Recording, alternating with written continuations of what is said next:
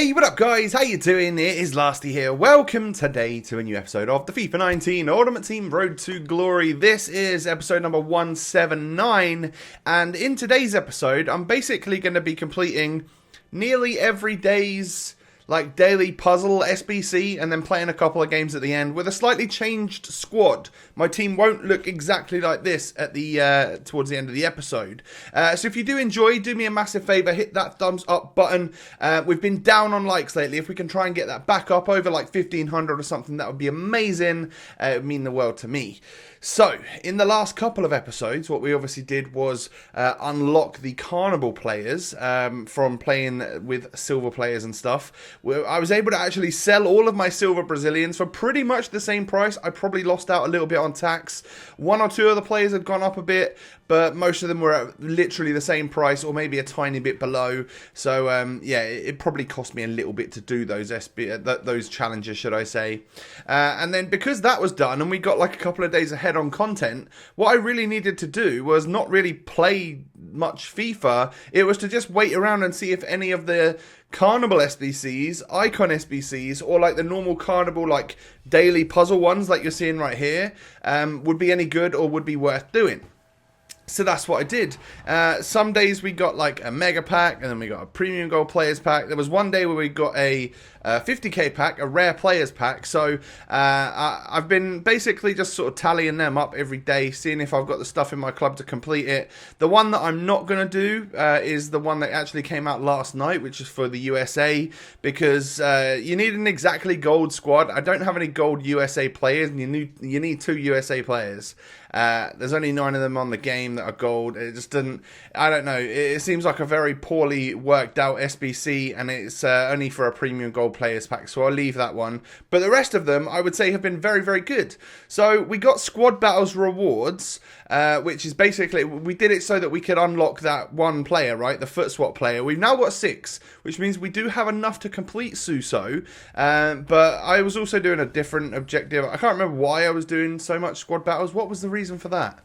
Why were we doing that? There was something else that we could do to earn something. I can't quite remember what it was. It was for Weah, right? Yeah, we played a few more extra so that we could get that Timothy Weah Carnival card. And I'm sure a lot of you did the same. If not, there's still time for you to do that. You've got until tomorrow at 6 p.m. And you should be all good. But if I was going to point you down a direction, if you haven't done it yet, I would definitely recommend getting like Emre Can or Talisca or Ben Arfa. If you can put the time in with some silver players in online singles, I would say that that's a pretty good idea. So this day we obviously got like a mixed pack. I would say that that's a Electrum mixed pack. I don't know, but that wasn't for a Carnival thing. That was for my squad battles rewards. But we move on to whatever the next day was. I think this is the one where we can get a 50,000 coin pack, the Gladiators. Yeah, this was probably one of the best SBCs we've had all week, because all you needed was a exactly gold squad with 8 rares, to be fair, but some of them aren't very expensive. You just needed to get enough chemistry together, and it was obviously a pretty popular SBC because for around 7,000 coins or 8,000 coins, you could get yourself a 50,000 coin pack, which has a discard value of about what it costs. So worst case scenario is you're pretty much just making your money back. So it was a very, very good value one. I don't get why some days they're so well valued or such great value, and then some days they're just awful. I don't know. But we get a walkout. Unfortunately, it's not a Carnival player, and I thought it was going to be Lewandowski, but I've forgotten that Szczesny is now a walkout after being upgraded from an 84 to an 86 with the ratings refreshed. So yeah, he's no longer just it's no longer just Lewandowski is what I'm trying to say here. When you get a Polish walkout, so we get Szczesny, which is fine. Like that's all right. That's sort of at 20k, maybe a little bit less than that. Also 2 84s in the pack and just a bunch of rares that I could either save up for future days SBCs, which is exactly what I did, or you could put them into 81 plus packs, and I might do that towards the end of the week and see what we can muster up, because we got Eden Hazard when we did 8 of those packs in a row. If I can maybe muster up, especially after rewards this week, which will be tomorrow's episode, if we can do that and get another few of those packs going, I think I'm up for that, because it means that we might be able to get another decent untradeable player. So With that, we sold some stuff, and as you can see, we're actually over 300,000 coins again. Ronaldo, our main player that's tradable, is down an awful lot from what we paid for him. I think we paid 1.7. He's about 1.3, maybe a little bit more after his Champions League display. The hype of that might have put it up a bit. But yeah, obviously, we were always going to lose loads of coins on Ronaldo. Some people have said that it's a good idea for maybe me to go down the route of maybe trying to get like a big prime icon or moments or whatever it is, but I don't currently think that. Maybe if and when Foot Birthday comes out, if there's some sick SBCs then maybe we could think about cashing in on Ronaldo at that point. I don't know, he might have dropped even more. At this point in time, I'm actually trying to move away from the all he does is headers meta. So I think Aubameyang and Arnautovic will probably be coming out of my squad, or I know they will be for now anyway. Unless it isn't working for me, I'm gonna slightly change my squad up a little bit, which is what you'll see for like the rest of this video in just a moment, actually. But we'll open the last pack here, which is a premium gold players pack. Not a fan of that. I think they should be mega packs or above. But that's just me wanting better packs, obviously. And unfortunately, from the 25k pack, we don't actually get anything great. We get a Swedish CDM. It's nothing to write home about, is it? So yeah, not the best pack, but hey, we've submitted a few players, got a few more in return. Maybe it's all right in the end. But take a look at this. So this is what I've mustered up to be our latest squad. All right. I think it looks quite good when you think about it. So what it doesn't have is Arnautovic or Aubameyang, and it also doesn't have Aurier or who's the other player, Torreira. So we've actually taken a few players out of the team here, and it doesn't play like that in that formation. It goes to the 4-2-3-1, which is obviously my go-to. And what we would be doing is playing our squad a little bit like this. So Cancelo as a right back, basically his default position, and Eder Militao as a left back. We'll then be playing Emre Can and Kante as our DMs, which will be very solid, I'm sure, with Hazard and Alejandro Gomez as my wide cams. Obviously, they're very short, but very pacey and tricky with the dribbling. So we're going to be moving to that style of play, hopefully, if I can make it work, as opposed to having super tall players that can just head the ball. What I do have, obviously, is a lot of players on the bench. I've got Ibra on the bench, Aubameyang, Talisca. Those are tall players that could come on in the second half. And if things aren't working out, maybe Gomez stays on. Maybe Hazard stays on. And then one of the wide cams can be someone like Ibra who could win us headers if we were desperate for it. So I managed to get this squad so that Emre Can is on 7 chem and Alejandro Gomez is on 8 chem, which I'm perfectly fine for both of those to be on. So there are only 2 players that are off chemistry. I've sat and thought about this squad for hours, and this was the one formation and stuff that I could get it. Only a couple of players were on off chem, and then one of them actually gets to be on 8 chem, which is Gomez, and Chan's on 7. I'm fine with that. Like, this actually kind of works. So if any of you are more of a wizard than me and can figure this out and maybe get more players on chem or something, let me know. I don't think there's another way.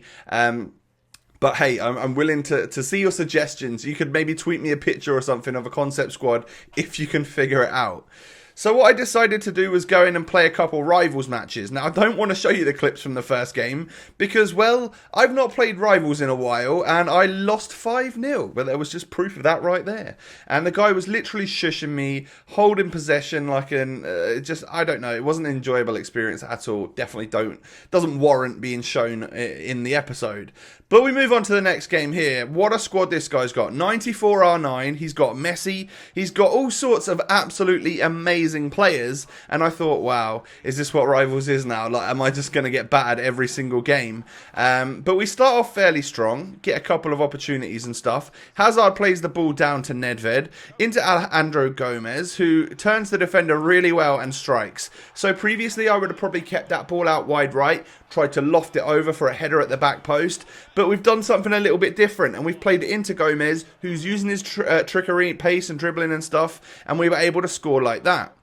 Interesting. Nedved then pushes down, plays it into Ronaldo, who gets past Maldini, but, well, luckily gets it back. And, I mean, it's a very lucky goal to score. One, Ronaldo shouldn't have received the ball back, but I luckily intercepted. Two, it comes off the post straight into the path of me. But we'll take the goal. We sort of earned the opportunity, I guess. But he gets one back with Messi. Like, if you give Messi any space on the edge of the box, of course, his clinical finishing is going to come into play, and he will use that wand of a left foot, although I think it might have been a right-footed goal, to score. And then he equalises on me. 38 minutes on the clock. He's got it back from 2-0, where I thought I was going to be doing all right. And you can see at half-time, I've had a better game. I should maybe be in the lead, you could say. But it's a draw, and I'll take that for now. I just need to push on in the second half. But that, my friends, did not happen whatsoever. I became very, very sloppy in defence. He scores a kickoff goal right from the very start, but, you know, that is what it is. They happen. I could have scored one before, but I missed my opportunity. And then a sloppy defending there. Should have cleared the ball properly. I didn't, and it comes straight out to Messi, who's unmarked, and, well, of course, he's going to net that one. So now we go from 2-0 up to 4-2 down. And then just some more great movement. I don't know whether this was just my opponent being a good player, me being a terrible defender, him having some great players with some great positioning, or a combination of all of that. I would say it was probably a combination of all of that. But he scores again and we lose 5-2. So GG's to my opponent. I actually had more shots, more on target, played a very similar game to my opponent, but he was able to be so much more clinical than me. And I would say that's just about how rusty I am on FUT right now. Because apart from playing the weekly objectives and last weekend's weekend league, I don't really play anymore. So if there's no objectives this weekend, it's going to be the weekend league and that's it for me, because otherwise I don't enjoy rivals at all. We go into another one here, another great team, obviously some very good Reds that I'm incredibly jealous of. Maybe one day we could get something like that, but we get gifted an opportunity with Hazard and I turn the wrong way and I don't manage to score. But from a corner, Alejandro Gomez is working his way round, plays it into Nedved, and Ronaldo actually rises above everyone to score a header, which is something I'm obviously trying to move away from, just because I want to play a little bit differently and stuff. But yeah, we go 1-0 up like that. He then plays it through to Suarez. I decide to not move my goalkeeper. I know it kind of looks like I did. I guess maybe I pressed triangle or something, or Y, whatever it is.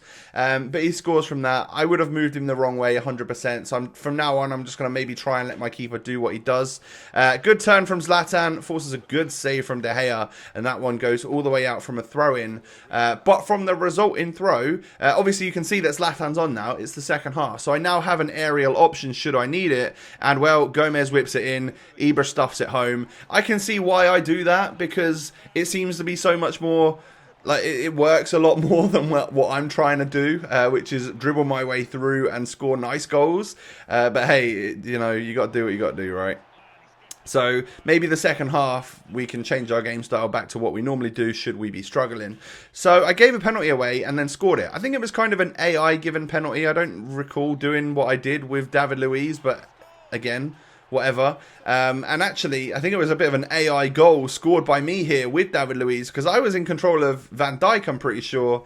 And whether it was the very, very last second that it changed for me to control it on both occasions, the penalty and the goal, I don't think it should have, maybe. So, yeah, it was weird, but we got a win. We actually came away with a victory in that one. That's all I'm going to play. I'm going to be getting rank 3 in Rivals. Like, I don't have it in me to play another 4,000 points worth of Rivals. I just think it would be way too stressful, and the amount of people that sit on drop back and just waste time and stuff, I don't like that. So I happily take 2 rare players packs and 2 rare gold packs tomorrow, as well as getting our red weekend league rewards and other packs as well from that. So that has been the episode for today. Let me know in the comments section and on Twitter, on Insta, all of that lot, what you think of my new look squad. I know it looks odd to start with, and we do have 2 players off chemistry, but I think it works. I particularly like Alejandro Gomez in game. I really like him. When I saw that he got an SBC card, I was buzzing with the thought of maybe upgrading to that one, but it's stupidly priced, so obviously we won't be doing that. We won't be getting the Carnival one. And Emre Can, after a couple of games, I quite like the look of him in CDM. He's doing an alright job, and a player that I want to use because he's an interesting card and I really enjoyed unlocking him. So yeah, if you haven't done so already, hit me with that thumbs up button. I'd really appreciate it. Don't forget to subscribe to the channel if you're new. Follow me on Twitter. Follow follow me on Insta. Those links can be found down below. Have a lovely day, everyone, and I'll catch you tomorrow. Peace.